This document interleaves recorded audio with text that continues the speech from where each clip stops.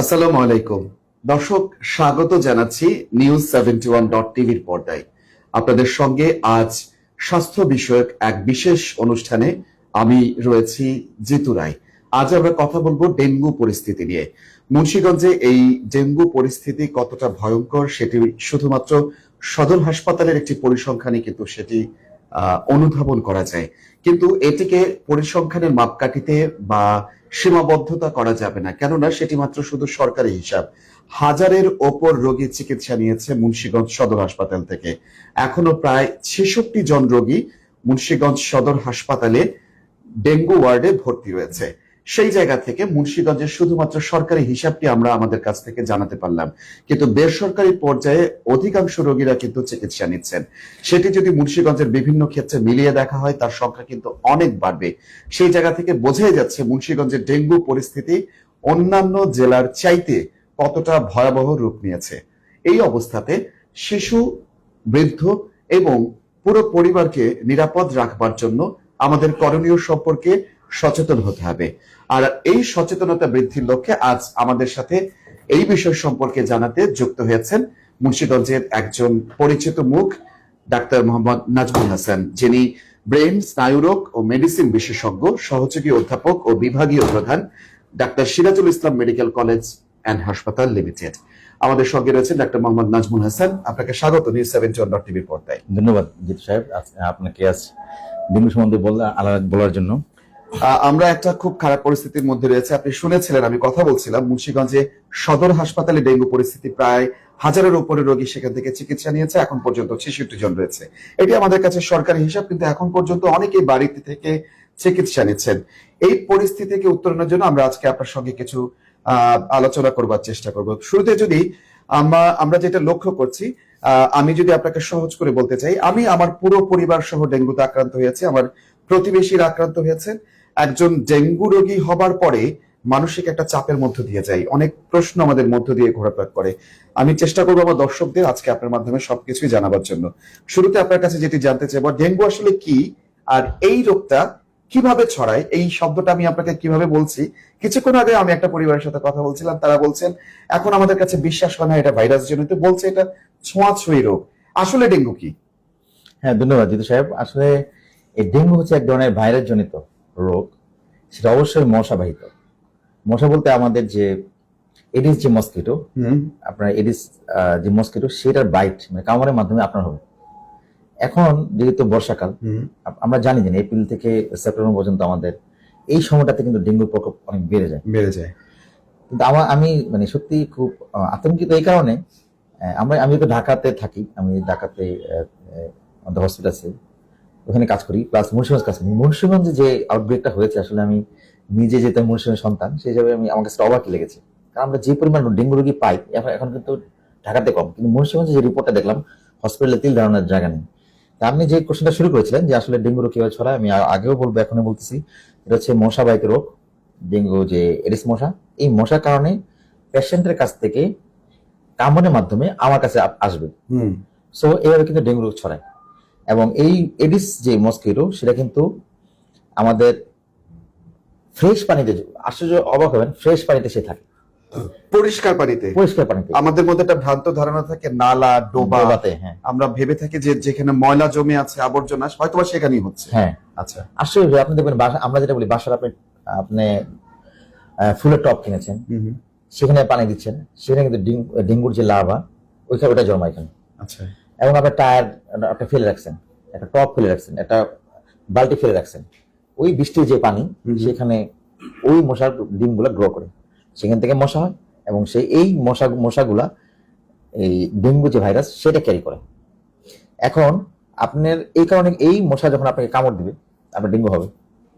এবং আপনার দেখা যাচ্ছে একই ফ্যামিলিতে 5 জন হয়ে যাচ্ছে। ওই মশা যখন ডেঙ্গু হয়েছে, এই মশা আরেকজনকে কামড় দিবে, পরিবারের অন্য সদস্যের এভাবে সে ছড়াবে। আচ্ছা, আমার এর মধ্যে একটা প্রশ্ন থেকে গেল। সাধারণত এটা একটা বর্ষাকাল, বৃষ্টির মৌসুম, স্বচ্ছ পানিতে ডেঙ্গুর প্রজননটা হয়ে যাচ্ছে। সাধারণত পরিষ্কার পানিতে, বৃষ্টির পানিটা যখন কোনো পাত্রে পড়ছে, সেটা কতদিন হলে পরে ওই রকম সুযোগটা ঘটছে ডেঙ্গুর বিস্তারের, এইটা একটু জানা দরকার। ইউজুয়ালি আপনি যখন এখন বৃষ্টি সিজন, আপনি কিন্তু দেখা যাচ্ছে আপনি ছাদের মধ্যে আপনি একটা প্লাস্টিকের বোতল রেখে আসছেন, বৃষ্টি পানি পড়ছে, ওইখানে কোনো না কোনো একটি ডেঙ্গু মশা যদি চলে আসে, একটা মশা চলে আসে, সে ডিম পারবে এবং এই ভাইরাস হবে। এবং যখনই ডিম থেকে একটি মানে আক্রান্ত, আপনি যেটা কথা বলেন যে মশাটা, সেটা 1 থেকে 7 দিন, এই 7 দিনের মধ্যে কিন্তু মশার মধ্যে ঢুকে যাবে। এবং আশ্চর্য ব্যাপার হচ্ছে, যখন আপনাকে একটা কামড় দিল, আপনি কিন্তু তখনই ডেঙ্গু হবে না। এটা আপনি কামড় দিবেন, সেটা আপনার 1 থেকে 7 দিন পর সিমটম শুরু হবে। আচ্ছা আচ্ছা। সো দেখা যাচ্ছে আপনার 7 দিন আগে আপনি কোনো কারণে, আমি মুন্সিগঞ্জে আসছি, আচ্ছা, আমি একটি কামড় খেলাম, আমি ঢাকা চলে গেলাম, সাথে সাথে কোনো উপসর্গ দেখা যাচ্ছে না, ঠিক 4-5 দিন পর আপনার জ্বর শুরু হবে। এবং এই জ্বরটা অন্য জ্বর থেকে এটা আলাদা। আচ্ছা, যে জ্বরটা হবে, আমার কাছে মনে হবে আপনার শরীর প্রচন্ড ব্যথা। আমি যেটাকে বলি, একটা মানুষকে যদি লাঠি দিয়ে পিটানো হয়, যে ব্যথা, সেম টাইপের ব্যথা। আপনি যখন যদি কখনো ডেঙ্গু জ্বর দিয়ে আপনার ফ্যামিলি আক্রান্ত, আপনি যার হয়েছে বুঝেছেন, আমি নিজেও আক্রান্ত ছিলাম আজ থেকে 10 ইয়ার্স আগে। প্রচন্ড ব্যথা, মনে হচ্ছে আমাকে কেউ মেরেছে, এবং চোখে ব্যথা হবে, মাথা প্রচন্ড ব্যথা হবে, মনে হচ্ছে আমি মারা যাচ্ছি, এরকম। আচ্ছা আচ্ছা। এই উপসর্গগুলোর মধ্যে যদি প্রথমেই কেউ বুঝতে, অনুধাবন করতে চেষ্টা করে যে আমার ডেঙ্গুর সিমটম রয়েছে কিনা, মাথা ব্যথা বলছেন, শরীর পেটাচ্ছে এরকম অনুভূতি, প্রচন্ড জ্বর হতে পারে, এই অনুভূতিগুলোর সাথে আরো কিছু কিছু কি আছে যেটা দেখলে সে মোটামুটি নিশ্চিত হয়ে যাবে সিবিসি করবার আগে বা ডেঙ্গু পরীক্ষা NS1 করার আগে যে আমার ডেঙ্গুর দিকে যাচ্ছে? আর কোনো কি লক্ষণ প্রাথমিকভাবে? আপনাকে প্রথমেই ভাবতে হবে আপনি কোন এরিয়াতে আছেন ফার্স্ট। যেহেতু আমাদের মুন্সিগঞ্জের মধ্যে এখন যদি একবার কারো জ্বর আসে, ফার্স্ট ভেবে নিবেন এটা ডেঙ্গু জ্বর। কেন? এপিডেমিক, মানে ওই এরিয়াতে আপনার এটা হচ্ছে। সো আপনার জ্বর আসলে আপনাকে দেখার ফার্স্টে ডেঙ্গুর জ্বর চিন্তা করতে হবে। অন্যান্য জ্বর থেকে একটু আলাদা করে, আপনি যদি কোশ্চেনটা করেছেন, এটা আলাদা করে রাস্তা হচ্ছে, ডেঙ্গু জ্বরে ইউজুয়ালি 7 দিনের মধ্যে একটা পিরিয়ড থাকে। আপনি যেটা বলছেন যে 7 দিন পরে উপসর্গ দেখা দেয় কামড় দেওয়ার, হ্যাঁ, কতদিন পর্যন্ত অপেক্ষা করে? আমরা যেটা সাধারণত শুনি যে 3 দিন পর্যন্ত অপেক্ষা করো, তারপরে পরীক্ষা করো, 4 দিনে পরীক্ষা করো। ওইটার কোনো মেডিকেল টার্ম আছে এরকম কিছু, নাকি আমরা 3 দিন পরে একটু দেখে নেই তারপরে করবো না, এরকম কিছু? এটা আসলে এখন আপনি যে কোশ্চেনটা করেছিলেন হচ্ছে আপনার একটা রোগী আছে জ্বর আসলো, হ্যাঁ, আমরা বলি আসলে ইউজুয়ালি নরমাল ভাইরাস জ্বর 3 দিনে ভালো হয়ে যায়। আচ্ছা, ঠান্ডা কাশি হয়, জ্বর হয়, আমরা ভাইরাস জ্বর বলি কমে যায়। কিন্তু যখন ডেঙ্গু জ্বর আপনি যখনই দেখবেন একটা রোগী হঠাৎ করে সাডেন ভালো ছিল, হঠাৎ করে জ্বর 103-4 হয়ে যায় কিন্তু। এবং আমি এরকম পেয়েছি, 5ও পেয়েছি। আচ্ছা, তো এরকম যদি হয়, দেখছে প্রথম 3 দিনে কিন্তু আমরা নরমালি সিবিসিতে প্লাটিক কারণ কমে না প্রথম 3 দিনে। হ্যাঁ, তখন আমাদের করতে হয় NS1 একটি পরীক্ষা আছে, যেটা হচ্ছে অ্যান্টিজেন টানো পরীক্ষা করি। এটা অ্যাভেলেবেল এখন, আপনি সরকার রেট করে দিয়েছে, সরকারি রেট আমরা করছি আমাদের আয়াত মেডিকেল সেন্টারে। তো আমরা প্রথমে সিবিসিটা করি, কিন্তু সিবিসির মধ্যে প্রথম সিরিয়াসে চেঞ্জ আসা কঠিন, এটা কমে থার্ড ডে থেকে, যার কারণে আপনি প্রথম সিবিসি দেখে কিন্তু একটু রিপোর্ট নরমাল আছে, স্বাভাবিক। হ্যাঁ, আপনি তখন প্লাটেলেট কমে না, মানুষ ভাবে এটা নরমাল। থার্ড ডে থেকে শুরু হয় প্লাটেলেট কমা শুরু হয়, এটা আপ টু 5 to 6-7 ডে পর্যন্ত কমতে থাকে।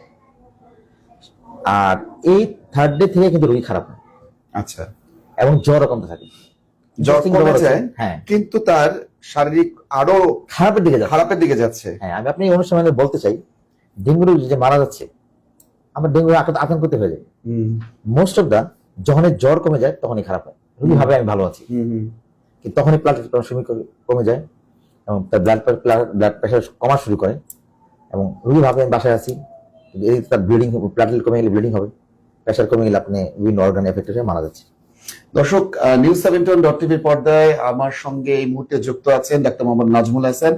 তিনি মুন্সিগঞ্জের একজন পরিচিত মুখ, এই কারণে মুন্সিগঞ্জের সন্তান, এবং তিনি একজন স্বনামধন্য ডাক্তার, এবং তিনি সহযোগী অধ্যাপক ও বিভাগীয় প্রধান, নিউরোলজি বিভাগ, doctor Sirajul Islam medical college and হাসপাতাল। আর আমরা রয়েছি মুন্সিগঞ্জের আরো একটি স্বনামধন্য প্রতিষ্ঠান হাতিমারাতে, আয়াত মেডিকেল সেন্টারে। আজ কথা বলছি ডেঙ্গু সম্পর্কে, কেননা ডেঙ্গু আমাদের মুন্সিগঞ্জে প্রকোপ এতটাই বৃদ্ধি পেয়েছে যেটি একটি এখন প্যান্ডামিকের মতো হয়ে গেছে। সেই জায়গা থেকে আমাদের সঙ্গে এই মুহূর্তে যারা যুক্ত আছেন এবং পরবর্তীতে যারা ভিডিওটি দেখবেন, আশা করছি আপনারা ছোট ছোট কিছু প্রশ্নের উত্তর পেয়ে যাবেন, কেননা ডেঙ্গু হলে পরে মানুষের মধ্যে মানসিক একটা পরিবর্তন আসে, আতঙ্ক সৃষ্টি হয়। সেই বিষয় সম্পর্কগুলো তো আমরা আজকে আরো বেশি শুনবো, আরো বেশি জানবো। আমার সঙ্গে ডাক্তার রয়েছেন, এবং আমরা যেটা জানছিলাম ডেঙ্গুর প্রাথমিক লক্ষণগুলো কি কি, এবং বিপরীত ধর্মী কি ঘটনা ঘটতে পারে তৃতীয় দিন থেকে। আচ্ছা, আমরা যদি এখন যেটা জানতে চাই যে ডেঙ্গুর ওয়ার্মিং সাইন গুলো কখন, ওয়ার্মিং সাইন কি দেখলে আমরা বুঝবো যে এই মুহূর্তে আমরা বিপজ্জনক পরিস্থিতিতে আছি? হ্যাঁ, আমাদের কাছে অনেক রোগী আসে, বলে আমার তো জ্বর 3 দিন হয়েছে, আমি কি আসলে ভর্তি হবো নাকি আমি কখন বুঝবো খারাপের দিকে যাচ্ছে বা কখন রোগীটা ভর্তি করা উচিত? যদি মনে হয় ডেঙ্গু জ্বরের সাথে আপনি কনফার্ম হয়ে গেলেন, আমরা একটা সিবিসি করলাম, একটা NS1 অ্যান্টিজেন পজিটিভ থাকে, যদি তার সাথে বমি শুরু হয় হুম এবং হাত পা আপনার আমরা বলি কোল্ড ক্লাইমিং, মানে হাত পা ঠান্ডা হয়ে যাচ্ছে, পেটে ব্যথা হচ্ছে, ডেঙ্গু রোগীর যদি কোনো পেটে ব্যথা হয় আপনি মাস্ট ভর্তি। যদি বমি হয় আপনাকে ভর্তি করে দিতে হবে। যদি তার ব্লাড প্রেশার কমে আসে তাকে ভর্তি করতে হবে। এখন যেটা প্রাথমিকভাবে দেখছি যে প্রেশারটা কমে আসছে, অনেকের এই লক্ষণটা দেখা দিচ্ছে, প্রেশার কমে যাচ্ছে। হ্যাঁ, সেই মুহূর্তে যেসব পেশেন্ট গুলো বাড়িতে থাকবে তাদের জন্য আপনার পরামর্শটা কি হতে পারে? তার আসলে পুরো এই প্রক্রিয়াটার মধ্যে কিভাবে সে সুস্থ থাকতে পারে বলুন। আমি এটা বেশি দেখছি যে প্রেশার কমে যাচ্ছে। হ্যাঁ, আমি তো আপনি আগেই বলেছি আসলে থার্ড ডেতে কিন্তু আমাদের থার্ড ডের পরে কিন্তু আসলে কমপ্লিকেশনটা শুরু হয়, জ্বর কমে যায়, সে হয় ভালো আছে। তো থার্ড ডের পরে ব্লাড প্রেশার কমতে শুরু করে। আচ্ছা, ব্লাড প্রেশার কেন কমে? আমাদের রক্তনালীতে যে ফ্লুইড গুলো থাকে সেগুলো আমাদের বিভিন্ন স্পেসে চলে যায়, লাংসে চলে যায়, পেটে পানি চলে আসে, তখন দেখা যায় কি বিপি ফল করা শুরু করে। এবং ওই সময় রোগীর হাত পা ঠান্ডা হয়ে আসে, আপনাকে মাস্ট ভর্তি করতে হবে, কারণ আপনাকে ফ্লুইড যেহেতু চলে গেছে আপনাকে ফ্লুইড রিপ্লেসমেন্ট দিতে হবে। আচ্ছা, তো এই কারণে তাকে ভর্তি করা উচিত। আপনার বমি হচ্ছে, তখন আর মুখে ফ্লুইড গ্রহণ করার সুযোগটা নাই। অ্যাকচুয়ালি তখন আমাদের ডেঙ্গু রোগীর আপনার 3 থেকে 5 দিনের যে ফ্লুইড কমে যায়, অ্যাভারেজে আপনার 2.5 থেকে 3 লিটার ফ্লুইড লাগে। আচ্ছা, আপনি খাওয়ার পর বডি রিকোয়ারমেন্ট আছে, হ্যাঁ হ্যাঁ, এই যে লস হলো সেটাকে আপনি আসলে মুখে পূরণ করা কঠিন। আচ্ছা, এই জন্য আমরা বলি ভর্তি হন। এবং সবচেয়ে মজার ব্যাপার হচ্ছে এই ডেঙ্গু জ্বরে কিন্তু কোনো অ্যান্টিবায়োটিক লাগে না, অ্যান্টিভাইরাল আবিষ্কার হয়নি, শুধু জাস্ট আপনাকে সাপোর্টিভ ফ্লুইড ম্যানেজমেন্ট আর জ্বরের জন্য না পান। আচ্ছা, ফ্লুইড ম্যানেজমেন্টে আমার কিছু কথা রয়েছে। এটাকে অনেকে গ্রামের মানুষ সাধারণ ভাষা বলে এটা একটা বড় লোকের রোগ। বড় লোকের রোগ হচ্ছে এই কারণে যে ফ্লুইড গুলি সাজেস্ট করা হয় সাধারণত, যেমন ডাবের পানি যেটা অনেক বেশি দাম, তারপরে মালতা, এই জাতীয় ফ্লুইড গুলির কথা বলে, যেটা নিতে আসলে এই প্রসেসটাতে আদর্শ ফ্লুইডটা কি হতে পারে একজন রোগীর জন্য, যেটা সাধারণভাবে সব মানুষের জন্য নিজের মধ্যে করা যেতে পারে। কারণ ডেঙ্গু রোগী হলে অনেকে আতঙ্কিত হয়ে যায় যে এটা ম্যানেজ করবে কিভাবে। আবার একই পরিবারের 4-5 জন হলে তাদের জন্য আরেকটা বড় অর্থনৈতিক ধাক্কা হয়ে যায়। আপনি কি সাজেশন দেবেন আমাদের দর্শকদেরকে? হ্যাঁ, যদি সাহেব, এটা আসলে খুবই একটা মানে গুরুত্বপূর্ণ কোশ্চেন। আসলে আমি দেখি যে আমি তো হসপিটালে অনেক রোগী ম্যানেজ করেছি, তো দেখা যায় তারা ডাব কেনার জন্য অস্থির হয়ে যাচ্ছে, তারা মালটা কেনার জন্য অস্থির হয়ে যাচ্ছে। আপনি কিন্তু সিম্পল যে আমরা যে নর্মাল স্যালাইন, আমরা ওটস স্যালাইন খাই, সেটাকে খাইলে কিন্তু আপনার ফ্লুইড হয়ে যাচ্ছে। আচ্ছা, এছাড়া আপনি ধরেন শরবতে পানি, সেটা থেকে লেবুর শরবত হতে হ্যাঁ পারে? লেবু শরবত হতে পারে, আপনি লবণের মধ্যে আপনার লেবু শরবতের সাথে আপনি লবণ মিশিয়ে নেন, সেটা হয়ে যাচ্ছে। আপনার ধরেন যে কোনো ফল হোক, আপনি ফলের ফ্লুইডের পরিমাণ বাড়ায় দেন। আপনি এখন যেহেতু আম আছে, আম খেতে পারেন, আচ্ছা, যে কোনো ফল হয় খেতে পারেন, চিরা আছে, চিরা পানি খেতে পারেন আপনি, আচ্ছা, আচ্ছা, ভাতের মার খেতে পারেন আপনি, ডালের পানি খেতে পারেন আপনি। তো আমাদের আসলে আমরা বলি সবাই ডাব ডাব কিনে নিয়ে আসে, আসলে এটা যে ওই টাকা দিয়ে আসলে আপনি অনেক কিছু খাওয়া সম্ভব। আচ্ছা, তার মানে আপনি বলতে চাচ্ছেন যে আমরা যেটা ভাবি ডেঙ্গু হয়েছে মানে সবাই বলে ফোন করে একজন আত্মীয়কে ডাব খাও, ডাব খাও, মালতা খাও, ভালো হয়ে যাবা। তাহলে সেই অর্থটা দিয়েও আপনি বলছেন যে আমাদের হাতের কাছে অল্প পয়সায় যা আছে সেটাও আমরা করতে পারি। হ্যাঁ, ওর স্যালাইন নিতে পারি, চিরা পানি নিতে পারি, এগুলো নিয়ে আমাদের স্বাভাবিক ফ্লুইডটা পূরণ হওয়া সম্ভব। সম্ভব। আচ্ছা, ঠিক আছে। এবার আমরা যেটা জানতে চাইবো যে কখন ডেঙ্গু রোগী 3 দিন বা 4 দিন বা অনেকে প্রথম দিনই আতঙ্ক হয়ে যায় যখনই তৃতীয় দিন NS1 করে দেখে যে আমার ডেঙ্গু হয়েছে, বা যদি পরিবারের অন্য সদস্যদের ডেঙ্গু হয়ে যায় তখন সবাই আতঙ্কিত হয়ে যায়, আমার পরিবারের সবাই আমরা ডেঙ্গু আক্রান্ত। আপনি প্রথমে তাদেরকে কি পরামর্শ দেবেন? বাড়িতে থাকবে না তিনি হাসপাতালে যোগাযোগ করবে নাকি কোনো ডাক্তারের চেম্বারে যোগাযোগ করবে? এই বিষয়টা সম্পর্কে আপনার ধারণাটা কি? আসলে ডেঙ্গু ফিভারে আসলে সব রোগী যে আপনার ব্লাড প্রেশার কমে যাবে, প্লেটলেট খুব কমে যাবে ব্যাপারটা তা না। আমরা প্রথমে দেখি আগে জ্বর কয় দিনের। যদি আমরা দেখি যে এটা 3 days এর মধ্যে হয়েছে, তখন আমরা একটা সিবিসি করব এবং আমরা NS1 পরীক্ষা করব। তো করে আমরা দেখি এটা পজিটিভ হয়েছে কিনা। যেহেতু আমার থার্ড ডে থেকে আমার প্লেটলেট কমে যায় এবং ব্লাড প্রেশার কমে যায়, সো আমি বলবো এই দুটা জিনিস জাস্ট একজন ডক্টরের পরামর্শ করা উচিত। আচ্ছা, আপনার আমরা দেখি সবচেয়ে প্লেটলেট কমে গেলে সব আতঙ্কিত হয়ে যায়। আমি যারা প্লেটলেট কমে যায় এই প্রোগ্রামের মাধ্যমে বলতে চাই এটা নিয়ে আতঙ্কিত হবেন না। মোস্ট অফ দা আমরা আতঙ্কিত হবে ব্লাড প্রেশার কমে যায়। যত রোগী খারাপ হয়, প্রেশার কমে যায়, অজ্ঞান, মানে তারপরে সব মাল্টি অর্গান বলি আমরা, কিডনি সমস্যা হবে, হার্টের সমস্যা হবে, ব্রেনের সমস্যা হবে। তাহলে কি তাকে আপনি পরামর্শ দিচ্ছেন যে তৃতীয় দিন যাওয়ার পরে তার ব্লাড প্রেশারটা ঠিক আছে কিনা this is important, check up করে যেতে হবে? হ্যাঁ, এই তো কথাটা। Very important. আচ্ছা আচ্ছা আচ্ছা। কিন্তু আমরা আসলে কি প্লাটিলেট কমে গেছে, তবে হ্যাঁ ইউজুয়ালি 50,000 এর নিচে যদি প্লাটিলেট কমে যায় আপনাকে অ্যাডমিশন আমরা বলি, একটু অ্যালার্ট হয়ে যায়, আপনি একটু ব্লাড গ্রুপ করেন, একটা রক্ত রেডি রাখেন, এবং 20,000 হয়ে গেলে আমরা চিন্তা করি আমরা প্লাটিলেট দিব কিনা না দিব, কিন্তু 10,000 হয়ে গেলে আমরা প্লাটিলেট দিয়ে দিই। যদিও আমার এক্সপিরিয়েন্সে যদি কোনো ব্লিডিং না থাকে, আমি 5,000 কোনো ব্লাড ইভেন আমি দিইও নাই, ভালো ছিল, ওখান থেকে বেরিয়ে আসতে পারছে। আচ্ছা, কিন্তু আমরা এত আতঙ্কিত, রুগীর লোক একটা প্রেশার থাকে, আমার রুগী 10,000 হয়ে গেছে, তাদের ব্লাড দেন, প্লাটিলেট দেন। সো এটা একটা প্রেশার আসলে আমাদের চিকিৎসা ক্ষেত্রে আমরা অনেক সময় রুগীকে বলি যে আপনি আতঙ্কিত হয়েন না, ব্লাড প্রেশার ঠিক আছে, কিন্তু প্লাটিলেট কমে যাওয়ার কারণে তখন কিন্তু তারা আত্মা আতঙ্কিত হয়ে যায়। আমরা তাকে বলি যে আসলে আমি ব্লাড প্রেশার ভালো আছে, আপনি চিন্তা করেন না। কিন্তু অনেক সময় দেখা রুগীর অনেক সময় হ্যাঁ এরকম হয়, যদি বিল্ডিং আছে আপনার প্লাটিলেট 20,000 উপরে, আমরা কি প্লাটিলেট দিয়ে দাও। আচ্ছা, আমার এখানে কোশ্চেন, ব্লিডিংটা কোন দিক থেকে বের হতে পারে মনে করেন? Very good question. আমি সবাইকে বলবো, অনেকে প্রথম যখন শুরু হয় ব্রাশ করতে গিয়ে ব্লিডিং হয়, কারণ এখানে মিউকাসে ব্লিডিংটা তাড়াতাড়ি আসে, নাকে ব্লিডিং হতে হবে, আপনার বমির সাথে রক্ত আসতে হবে, আপনার পায়খানার সাথে রক্ত আসতে হবে, আচ্ছা, আপনি প্রসাব করেছেন, লাল প্রসাব করেছেন, এরকম হতে পারে। সো এবং চোখের নিচে লাল লাল, এবার আমরা বলি সাবকনজেন্টাল হ্যামোরেজ, চোখের ভিতরে কিন্তু ব্লিডিং হতে পারে, এবং অনেক সময় গায়ের মধ্যে লাল লাল র্যাশ হয়। সো এগুলো কিন্তু স্পটগুলো আমরা ডেঙ্গু রোগী যারা আছে তাদের জ্বরে এখন আক্রান্ত, এই জিনিসগুলো লক্ষ্য রাখবেন। এগুলো কিন্তু আপনাদের মানে আমরা বলে আপনি যে বলেছিলেন যে ওয়ার্নিং সিমটম, আমরা আসলে কখন বুঝবো, এগুলো একটু সংকেত। আচ্ছা, আপনার যে কথা থেকে আমি যুক্ত করতে চাই, একই পরিবারে 5 জন আক্রান্ত হয়েছে, 4 জনের প্লাটিলেট খুব ভালো, একজনের প্লাটিলেট ক্রমাগত নিচের দিকে নামতে থাকছে। এইটা নির্ভর করে কিসের উপরে? এইটা আমার জানা দরকার। এটা রোগীর স্বাস্থ্যগত ব্যবস্থাপনার উপরে? এটা কয়েকটি কারণ। একটা হচ্ছে ডেঙ্গু যখন হয়, আমাদের ডেঙ্গু তখন বডিতে অ্যান্টিবডি তৈরি হয়, আপনার যে ডিফেন্স সিস্টেম কাজ করা শুরু করে। যার ডিফেন্স সিস্টেম কেউ অ্যাগ্রেসিভ হতে পারে, কেউ অল্প হতে পারে, কেউ হয়তো মিডিয়াম হতে পারে। যখনই বডি ডিফেন্স এগেইনস্ট অ্যাক্টিভিটি বেড়ে যায়, তখন দেখা যায় তাদেরকে এটা বলে আমরা সাইটোক্রোম স্ট্রং বলি। এইটা যদি হয় তখন প্লাটিলেট সাডেন ড্রপ করে। আবার কিছু দেখবেন 1,20,000 হয়েছে, কেউ 50,000 হয়েছে। সো এটা ইন্ডিভিজুয়াল ভেরিয়েশন ডিপেন্ড করে। আচ্ছা, তবে আমি একটি ইনফরমেশন দিতে চাই, যার একবার ডেঙ্গু হয়েছে, ডেঙ্গুর ভেরিয়েন্ট হচ্ছে 4টা। এখন অনেকে কোশ্চেন করে আমার একবার ডেঙ্গু হয়েছে, দ্বিতীয়বার কি হতে পারে কিনা? হতে পারে। আই থিংক আপনি এই কোশ্চেনটা হয়তো করতে পারেন। তো দ্বিতীয়বার বলতে এই 4টা ভেরিয়েন্ট কিন্তু আছে। প্রথম ভেরিয়েন্টে হয়েছে, সো আপনাকে 4বার হতে পারবে। আচ্ছা, প্রথমবার যে ডেঙ্গু হয়েছে আপনি ডিফেন্স দিয়েছে, সেকেন্ড টাইম ওই ভেরিয়েন্ট আসবে না, কিন্তু আরেকটা ভেরিয়েন্ট যখন আসবে তখন কিন্তু আবার ডেঙ্গু হবে।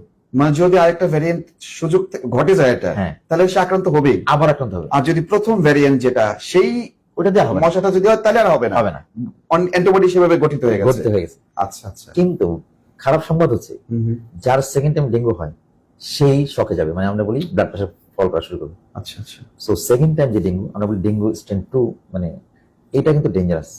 প্রথমবার যার হয়েছে তার যদি সেকেন্ড টাইম আবার অন্য ভেরিয়েন্টে হয়, সেই কিন্তু খারাপ হয়। তার মানে যার প্রথমবার হয় নাই তার চাইতে যার দ্বিতীয়বার হওয়ার সুযোগ আছে তাকে বেশি সতর্ক থাকতে হবে, যেন দ্বিতীয়বার সে আক্রান্ত না হয়। আচ্ছা, আমার একটা সেটা হচ্ছে সহজ প্রশ্ন আর কি, প্লাটিলেটটা যখনই কমে বা এই ধরনের, আমরা এখন নানান জনের মানুষের কাছ থেকে শুনি পেঁপের রস খাও, পেঁপের রস খেলে তোমার প্লাটিলেট বাড়বে বাড়বে। আবার কেউ কেউ ডাক্তারের কাছে গিয়ে বলতে আমি শুনেছি ওই রকম একটা বিশেষ ঔষধ আছে, ওটা দেন, পাপায়া এরকম, এটা সেটা। আসলে কি এটা কার্যকর কিনা, পেঁপের রস বা পাপায়া? বেসিক্যালি আসলে এই পেঁপের রসগুলা এখনো পর্যন্ত সাইন্টিফিক্যালি প্রুভ না। তবে এখন কিছু কিছু দেখা গেছে যারা যারা পেঁপের রস খায়, পেঁপের পাতা খায়, পাপায়া যাতে কিছু ওষুধ বেরো হয়েছে, কিছু বিভিন্ন কোম্পানি বেরো করেছে, এগুলো আসলে ডকুমেন্টের কোনো প্রুফ হয়নি। তবে যেহেতু রুগীর এখন জেনে গেছে, ওরা খাওয়াচ্ছে, আমরা না করছি না, খাওয়ান। আচ্ছা আচ্ছা আচ্ছা আচ্ছা আচ্ছা। এখন এই অবস্থা থেকে মুন্সিগঞ্জের পরিস্থিতিটা আপনার কাছে, রোগীরা কেমন আসছেন? আপনি মুন্সিগঞ্জের সন্তান বলে আপনার কাছে এটার একটা ঝুঁকি অনেক, মানে আমি যোগাযোগটা বেশি থাকে আমি দেখছি। সেই জায়গা থেকে মুন্সিগঞ্জের পরিস্থিতিটা আপনি কি পর্যবেক্ষণ করলেন এখন পর্যন্ত? হ্যাঁ, এখন পর্যন্ত যেহেতু আমি আমাদের এখানে যে সেন্টারে ডেঙ্গুর যে সিবিসি আমি টেস্ট করেছি, আমার এখানে কমে এসেছে। তবে আমি কেউ দেখলাম আজকে নিউজে আসলে আপনাদের কাছ থেকে শুনলাম, মানে অনেক আক্রান্ত বেড়ে যাচ্ছে। সো পরিস্থিতি কিন্তু খুব খারাপের দিকে যাচ্ছে। সো আমাদের সবাইকে একসাথে কাজ করতে হবে, যেহেতু ডেঙ্গু এখনো ভ্যাকসিন মানে সারা ওয়ার্ল্ডে আছে, কিন্তু আমাদের বাংলাদেশে এখন চালু হয়নি। এবং এই ভ্যাকসিন যখন আসবে তখন তাটা কমে আসবে। তবে আমাদের এখন প্রতিরোধী জাস্ট নেওয়া উচিত। মানে এই সময়টা ডেঙ্গুর আক্রান্ত হওয়ার সময়টা আরো কতটুকু আছে আপনি মানে মনে করেন, সিজনটা আর কতটুকু রয়েছে? হ্যাঁ, আগে সময় আমরা বলতাম এপ্রিল থেকে সেপ্টেম্বর পর্যন্ত, কিন্তু এখন আমি গত বছর দেখেছি ডিসেম্বর পর্যন্ত পারসিস্ট করে। আচ্ছা আচ্ছা। এখন সেটা একটা হচ্ছে ভেরিয়েন্ট চেঞ্জ হয়েছে। এখন এবার দেখলাম বৃষ্টি অনেক বেশি হয়েছে, আপনি দেখবেন এখনো বৃষ্টি হচ্ছে, সারাক্ষণ বৃষ্টি হচ্ছে। এবার যে বৃষ্টি পরিমাণ আমার কাছে মনে হচ্ছে বেশি, যার কারণে এটাও একটা কারণ হতে পারে ডেঙ্গু বাড়ার কারণ। এবং আমাদের সেই ক্ষেত্রগুলোতে আমাদের প্রতিরোধের যে বিষয়গুলোতে আমি অনুষ্ঠানের মাধ্যমে মাত্র কিছু বলবো, যে আসলে কি আমরা কিভাবে এটাকে নিয়ন্ত্রণ করা সম্ভব। এবং যেহেতু আমাদের হসপিটালে বার্ডেনও হয়ে যাচ্ছে, এত রোগী আসলে ওনারা ডক্টররা হিমশিম খেয়ে যাচ্ছে, হসপিটালে করিডোরে হিমশিম খেয়ে যাচ্ছে। এবং আপনি দেখবেন যদি আপনি এত মশারি দিতে না পারেন, আপনি গিয়েছেন ওইখানে রিপোর্ট করতে, ওখানে এক মশা একটা কোনো যদি থাকে, আপনি কামড় খেয়ে চলে আসছেন, কারণ মশাটা ডেঙ্গু রোগী, কিন্তু এই মশা যদি আপনাকে কামড় দেয় আপনার ডেঙ্গু হয়ে যাবে। সো এই জন্য আমরা বলি যে ডেঙ্গু রোগীগুলো আছে অবশ্যই মশারির মধ্যে রাখতে হবে, কারণ ওই মশা যদি এখানে না ঢুকতে পারে, কারণ ওই মশা যদি আপনাকে কামড় দেয়, আমাকে কামড় দেয়, আমি এখানে দেখতে গিয়েছি। এই জায়গাটাতেই একটা গাফিলতি লক্ষ্য করি। ডেঙ্গু রোগীরা সদর হাসপাতালে এখনো অনেক ডেঙ্গু রোগী দেখেছি তারা মশারি ছাড়া আছে। তারা ভাবছেন যে আমার ডেঙ্গু হয়েছে, মানে আমার অবস্থা কাহিল, এখন আর আমার এটা ব্যবহার করলেও কি না করলেও কি। কিন্তু এটা যে অন্য কাউকে, তার পরিবারকে বাঁচাতে পারে, এই জায়গাটাতে তার দুর্বলতা রয়েছে। দর্শক, আমরা এই মুহূর্তে রয়েছি news71.tv পর্দা। আমাদের সঙ্গে রয়েছে ডাক্তার মোহাম্মদ নাজমুল হাসান। আমরা কথা বলছি ডেঙ্গু পরিস্থিতির সম্পর্কে। যারা আমাদের সঙ্গে যুক্ত হয়েছেন তাদেরকে ধন্যবাদ, আপনারা যারা আমাদের সঙ্গে এই প্রোগ্রামটি দেখছেন। এবং একই সাথে আমরা যেটা বলতে চাচ্ছি, এর পরবর্তী সময়েও যদি ডেঙ্গু পরিস্থিতি সম্পর্কে একেবারে অনানুষ্ঠানিক ভাবে যত ছোট ছোট প্রশ্ন করে ডেঙ্গু পরিস্থিতি সম্পর্কে বা ডেঙ্গু রোগ সম্পর্কে জানা যায়, সেগুলো কিন্তু আমি ডাক্তার সাহেবকে খুব সুন্দরভাবে চেষ্টা করেছি ছোট ছোট প্রশ্নের মাধ্যমে। এরপরেও যদি আপনাদের কোনো প্রশ্ন থেকে থাকে, আমরা পরবর্তীতে কমেন্ট বক্স আপনাদের জন্য ওপেন রাখবো, সেখানে আপনারা আপনাদের নিজেদের পরিচয় দিয়ে প্রশ্নগুলো করতে পারেন। ডাক্তার মোহাম্মদ নাজমুল হাসান নিশ্চিতভাবে সেই সময়টাতে এই প্রশ্নগুলোর উত্তর দেওয়ারও আপনাদেরকে চেষ্টা করবেন। আমি প্রোগ্রামটা শেষবারের দিকে চলে আসছি, একেবারে শেষের দিকে। আপনি সার্বিকভাবে কি বলবেন আসলে আমাদের এই মুহূর্তে এই প্যান্ডামিকের সময়টাতে? প্যান্ডামিক শব্দটা ব্যবহার করছি এই কারণে, সত্যিকার অর্থে মুন্সিগঞ্জের পরিস্থিতি খুবই খারাপ। একটা পরিবার যখন এই ডেঙ্গু পরিস্থিতির মুখোমুখি হয়, তারা বুঝতে পারেন কতটা দুর্বিষহ পরিস্থিতির মধ্যে দিয়ে যাচ্ছে। কি সাজেশন দিবেন মানুষকে বা আপনার সবাইকে, মুন্সিগঞ্জবাসীকে, যে কি করা উচিত সামগ্রিকভাবে, কি করা উচিত আমাদের? আমি দুইটা আসলে আমি টিপস দেওয়ার চেষ্টা করবো বলার জন্য। একটা হচ্ছে প্রতিরোধ কিভাবে করতে পারি, আর ডেঙ্গু হলে কি করবেন। আমি প্রথম প্রতিরোধ বলতে পারি, আপনারা যারা বাসায় আছেন এই মুহূর্তে, বাচ্চাদের ক্ষেত্রে অবশ্যই আমরা বলি মসকিটো রিপ্লেন বলি আমরা অনেক সময়, যারা বাচ্চারা যেহেতু ওরা হাফ প্যান্ট পরে চলাফেরা করে, মশার কামড় কিন্তু এখানে বেশি থাকে। তো আপনারা মশার যে আপনার কিছু ক্রিম পাওয়া যায়, এগুলো আপনার রাতেরা দিয়ে রাখবেন। বাসায় অবশ্যই আপনি মশারি ইউজ করবেন। এবং সবচেয়ে আশ্চর্য কথা হচ্ছে ডেঙ্গু মশা কামড় দেয় কিন্তু দিনের বেলাতে। সো আমরা সব রাতের জন্য বসে থাকি, কিন্তু অ্যাকচুয়ালি কিন্তু এটা দিনের বেলা কামড় দেয়। সো আপনারা এটা দিনের বেলা ইউজ করবেন। 3 নম্বর হচ্ছে আপনাদের বাসায় যেরকম আপনার যে টবের পানি, টায়ার যদি থাকে, সেখানে যে আপনার বোতলে পানি, এগুলো কিন্তু নিজেরা পরিষ্কার করতে হবে। আসলে সরকার তো সাপোর্ট দিচ্ছে, কিন্তু আমাদের নিজেরা সচেতন না হয় সেটা কিন্তু আসলে অনেক কঠিন এই করা। এবং আর যাদের জ্বর চলে আসে এই মুহূর্তে, জ্বর যদি আসে, বিশেষ করে মুন্সিগঞ্জ পিপলদের আমি বলতে চাচ্ছি, তারা কিন্তু অবশ্যই ডেঙ্গু NS1 CBCটা পরীক্ষা করে নেবেন। তবে যদি 3 days হয়ে যায়, তখন আমি বলবো অ্যান্টিবডি করার জন্য IgM, ডেঙ্গু, IgG এই পরীক্ষা দুটো করে নেবেন। তাহলে কিন্তু আমাদের ডেঙ্গু আমরা চিন্তা করব। এবং অনেক সময় এরকম হয় NS1 নেগেটিভ। আমি এটা বলতে চাচ্ছি ওই মুহূর্তে আপনাকে, NS1 নেগেটিভ দেখাচ্ছে কিন্তু তার শারীরিক পরিস্থিতি অবনতি হচ্ছে। হ্যাঁ, 2টা কারণে এরকম হতে পারে। আপনি যদি 4th ডেতে ব্লাড নেন, সেখানে আপনি অ্যান্টিজেন NS1 নেগেটিভ আসতে পারে। 3rd ডেতে সে চলে যায়, ওই ভাইরাসটা ওখানে থাকে না। আচ্ছা, তখন বডিতে ইমিউনিটির কারণে অ্যান্টিবডি চলে আসে, যার কারণে তখন আপনি IgM, IgG পজিটিভ পাবেন দ্বিতীয় ধাপের পরীক্ষাতে। সো আপনি 4 দিনের পরীক্ষা করলেন, আচ্ছা, অলরেডি আপনি ওই অ্যান্টিজেন নাই, বডিতে অ্যান্টিবডি তৈরি হয়েছে। সো আপনাকে এই জন্য ওই সময় 4th ডে যদি আসে, আপনি অ্যান্টিবডি সহ পরীক্ষা করবেন, IgM, IgG একসাথে করবেন। তখন কিন্তু আমরা বুঝতে পারি আসলে এটা ডেঙ্গুর দিকে যাচ্ছে। অনেক সময় এরকমও হয়, আমি কিছু ভেরিয়েন্ট পেয়েছি NS1 নেগেটিভ, অ্যান্টিবডিও নাই।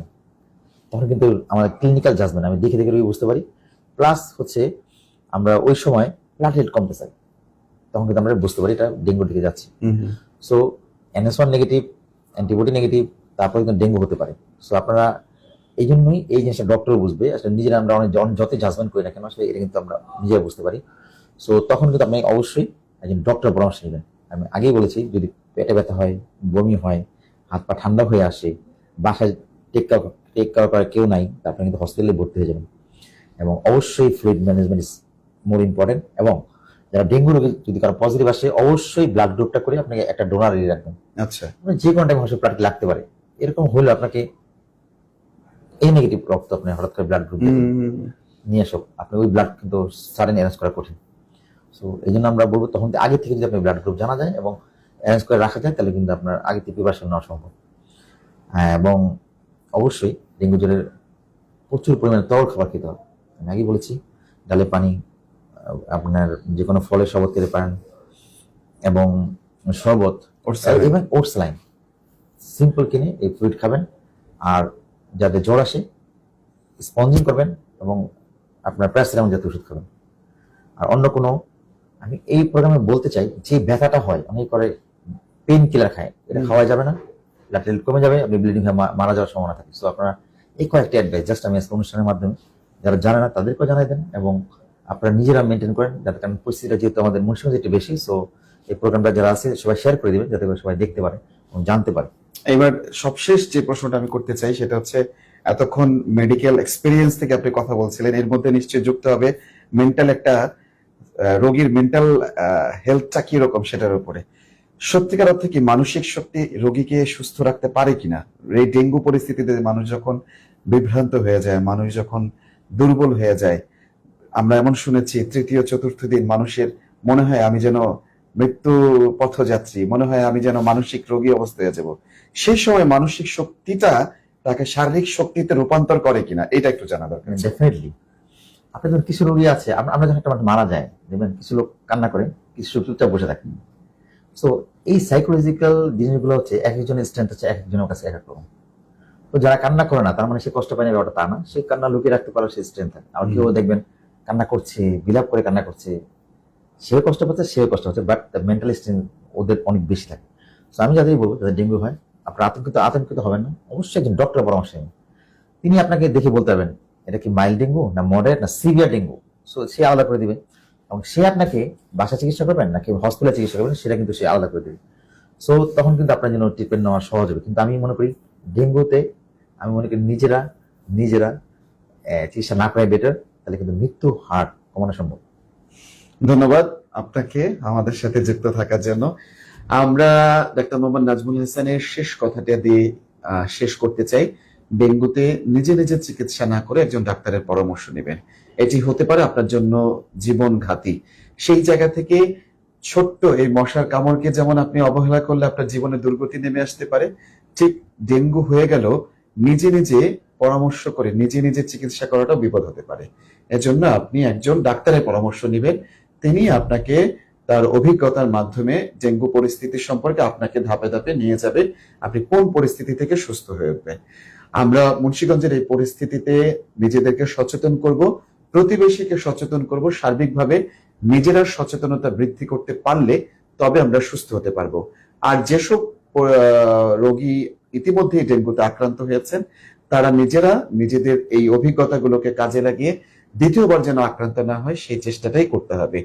আর সেই চেষ্টার মাধ্যমে আর দ্বিতীয়বার বলে রাখছি যে News71.tv আজকের আয়োজনে ডাক্তার মোহাম্মদ নাজমুল হাসানের সঙ্গে আপনারা যুক্ত ছিলেন আয়াত মেডিকেল সেন্টার থেকে, হাতিমারাতে এই মেডিকেল সেন্টারে তার কার্যালয় থেকে আমরা যুক্ত হয়েছি। এই পর্যায়ে আমরা অনুষ্ঠানটি শেষ করব, তবে শেষ এখানে নয়, এরপরেও যদি আপনাদের কোনো পরামর্শ থাকে, যদি আপনাদের কিছু জানার থাকে ডেঙ্গু প্রসঙ্গে, আপনারা কমেন্ট বক্সে কমেন্ট করতে পারেন। আমরা ডাক্তার সাহেবের সুচিন্তিত মতামতগুলো সেখানে তুলে ধরবার চেষ্টা করব। News71.tv-র সঙ্গে যারা যুক্ত ছিলেন, পরবর্তীতে যারা রেকর্ড দেখবেন, সবাইকে ধন্যবাদ এবং কৃতজ্ঞতা জানাচ্ছি। ভালো থাকুন, সুস্থ থাকুন, ডেঙ্গু পরিস্থিতিতে সচেতন থাকুন।